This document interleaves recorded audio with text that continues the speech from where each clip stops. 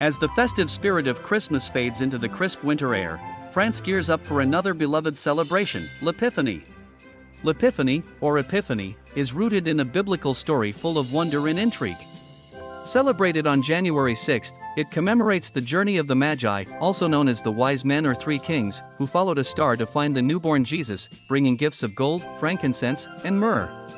This journey symbolizes the revelation of Jesus to the Gentiles. In today's France, l'Epiphany is not just a religious observance but a cultural event celebrated by many regardless of their faith.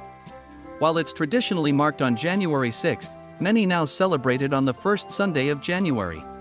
The star of this celebration is undoubtedly the Galette du Roi, or King's Cake.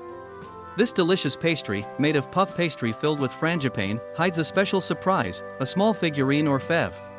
The person who finds the fève in their slice is crowned the king or queen for the day, a playful tradition dating back to Roman times. The lucky monarch then dons a paper crown, adding to the festive atmosphere.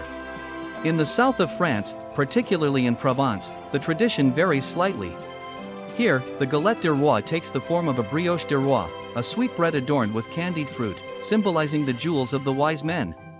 L'Epiphany is a time for gathering with family and friends, sharing not just a cake but moments of joy and camaraderie. It's a celebration that blends history, religion, and culture into a delightful tapestry of French winter traditions. As we follow the starlit path of the Magi in our own way, l'Epiphany reminds us of the journey to discover something new, something divine, in the heart of winter.